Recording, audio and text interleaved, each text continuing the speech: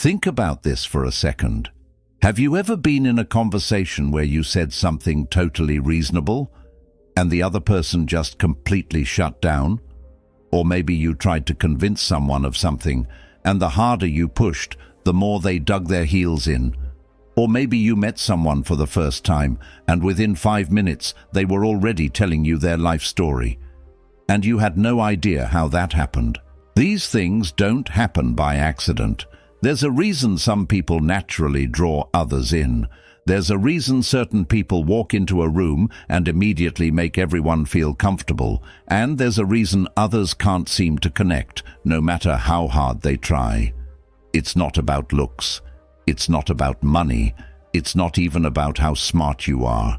It comes down to one thing: how you make people feel. In 1936, Dale Carnegie wrote a book that changed millions of lives: How to Win Friends and Influence People. It's still one of the best-selling books of all time, and the reason it keeps selling, decade after decade, is simple. Human nature doesn't change. People in 1936 wanted the same things people want today. They wanted to feel heard. They wanted to feel important. They wanted to feel like they mattered. And this book is basically a masterclass in giving people exactly that. So today we're going to break down the core lessons from this book. Real talk, real examples, no fluff. The first and most important lesson: don't criticize, condemn, or complain. Now I know what you're thinking. That sounds too simple. But think about how many times a day you criticize something. Your coworker makes a mistake. You point it out. Your friend does something you disagree with. You say something. Someone has a different opinion. You tell them they're wrong. We do this constantly, and we think we're being helpful. But here's the truth: criticism almost never works. This book says, when you criticize someone, their first instinct is to defend themselves. They don't think, "Oh wow, you're right, I should change." They think, "How dare you?" And now they're on the defensive. Now they're digging in. Now the conversation is over before it even started. Dale Carnegie makes a point that hits hard. He says, every single person, no matter what they've done, believes they were justified in doing it. Everyone has a reason. Everyone has a story. Everyone thinks they're the hero of their own life. So when you come in and tell them they're wrong, they don't hear you. They just get defensive. So what do you do instead? This book says, try to understand where they're coming from. Put yourself in their shoes. Ask yourself, why did they do that? What were they thinking? What did the situation look like from their side? When you do that, something interesting happens. Your own frustration goes down, and you start talking to them in a way they can actually hear. The second lesson, and this one is powerful: give honest and sincere appreciation. Think about the last time someone genuinely complimented you, not a fake great job in a meeting, a real, specific, heartfelt compliment. How did that feel? Pretty good, right? You probably still remember it. Here's why that matters. Every single human being on this planet has a deep need to feel appreciated. It's as basic as food and water. We need to feel like we're doing something right, like we matter, like someone notices. And when someone gives us that feeling, we remember them. We trust them. We want to be around them. This book says, look for things to genuinely appreciate in the people around you, and then tell them, not to manipulate them, not to get something in return, just because it's true and because it matters. But here's the key distinction Carnegie makes. Flattery and sincere appreciation are completely different things. Flattery is fake. People can smell it from a mile away. Sincere appreciation is real.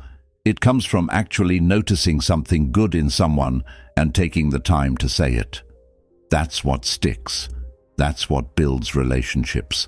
The third lesson, and this might be the most important one in the whole book: arouse in the other person an eager want. Let me give you an example. Say you want your kid to eat healthier. You could say, Eat your vegetables.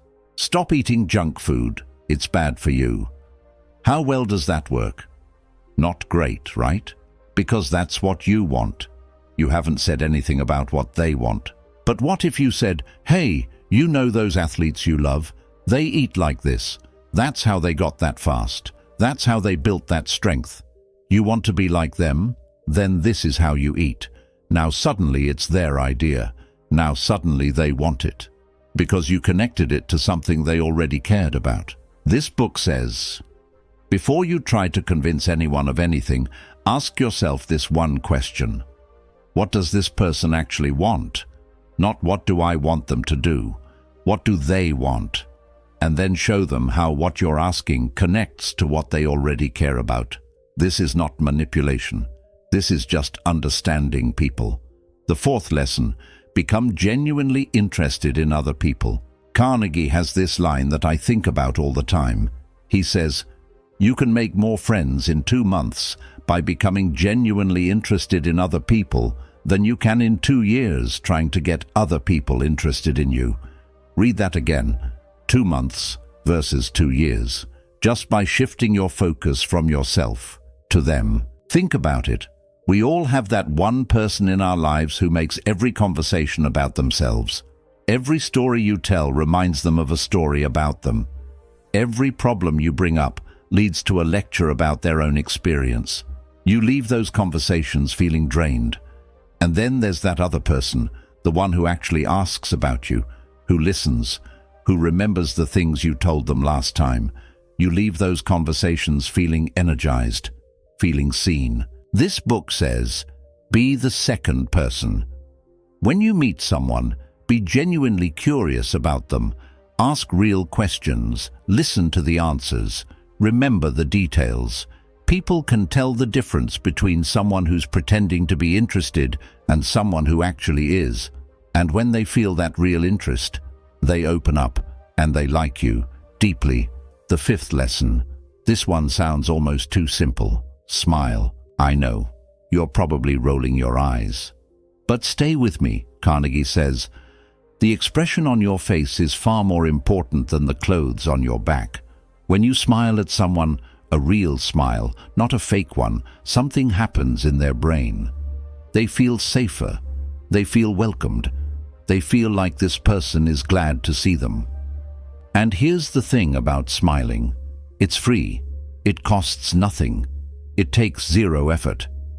And yet most people walk through their day with a neutral or even slightly irritated look on their face, and they wonder why people don't warm up to them.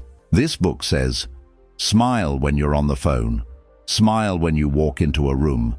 Smile when you greet someone, not a plastered-on fake smile. A genuine one. And watch how the energy in every interaction shifts. The sixth lesson. Remember people's names. Carnegie calls a person's name the sweetest sound in any language. Think about that. When someone uses your name in a conversation, not in a weird way, but naturally, something happens. You feel like they actually know you, like you matter to them, like you're not just another face in the crowd. This book says, when you meet someone new, pay attention to their name. Repeat it back in the conversation. That's a great point, Sarah. So, Jason, how long have you been doing this? It feels natural, it feels personal, and people remember how that felt. Most people are terrible at remembering names. They'll meet someone and 5 seconds later, gone. But if you make the effort, if you actually focus and hold on to that name, you'll stand out. Because it's rare. And rare things get noticed. The seventh lesson, be a good listener. Actually listen. We live in a world where everyone is waiting for their turn to talk. You're telling a story and you can see the other person just waiting, mentally rehearsing what they're about to say next. They're not listening. They're just waiting. This book says, that's one of the biggest mistakes you can make with people. When you truly listen to someone, phones down, eye contact, no interruptions, fully present, they feel something. They feel like what they're saying matters, like you care, like they're worth your full attention.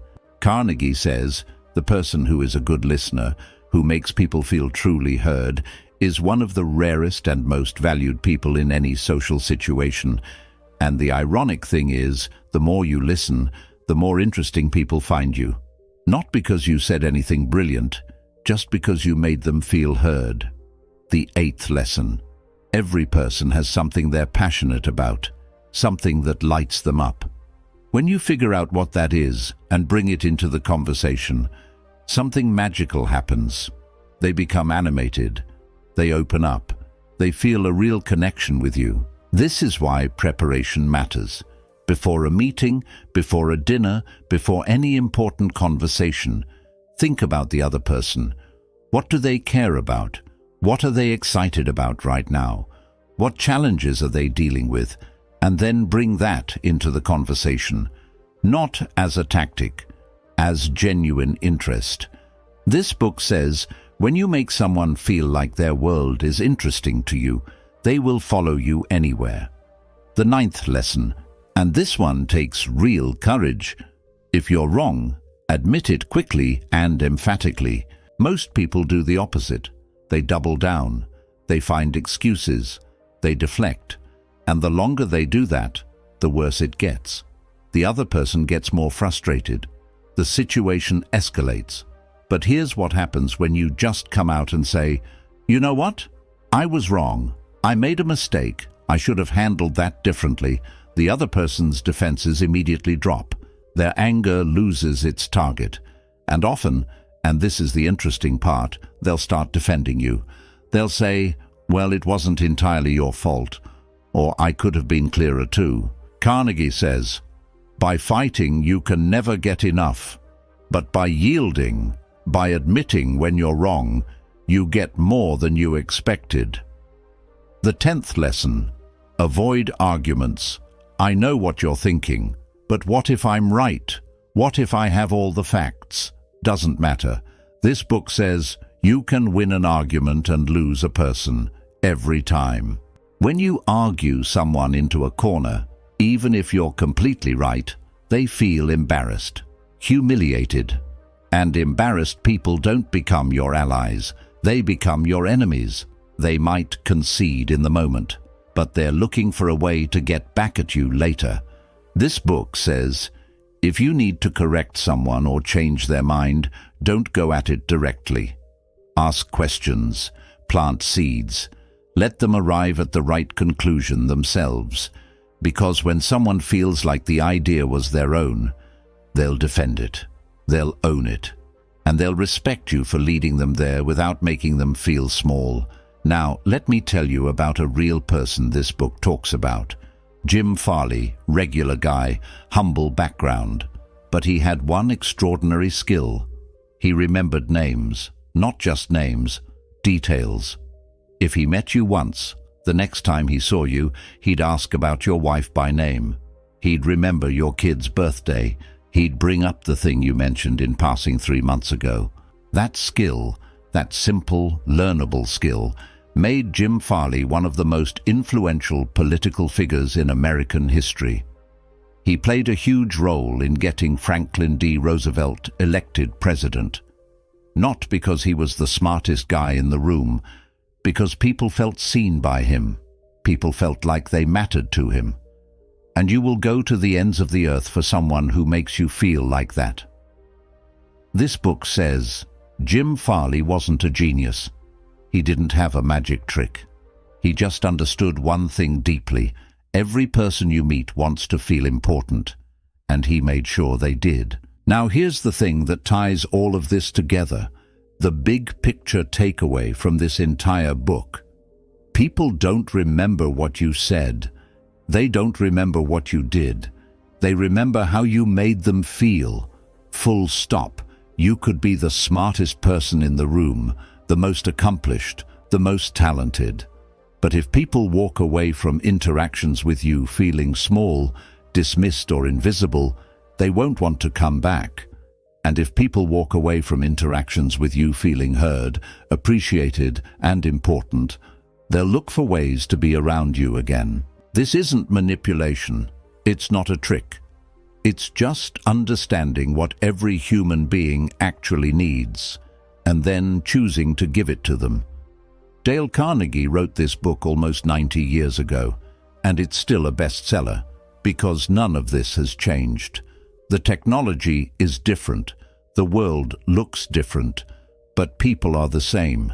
They want to be heard, they want to matter, they want to feel like someone in this crazy, loud, distracted world actually sees them. Be that person, starting today. One small thing you can do right now.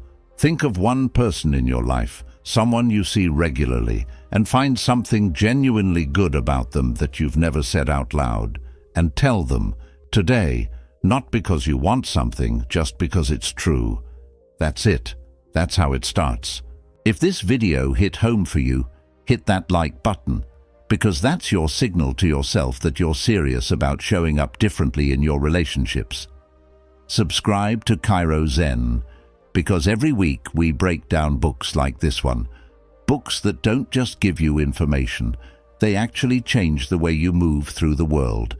And drop a comment below. Which one of these lessons do you think you need most right now? Write it out. Because when you write it, it becomes real. And when it becomes real, you actually do something about it. Remember, people will forget what you said. They'll forget what you did. But they will never forget how you made them feel.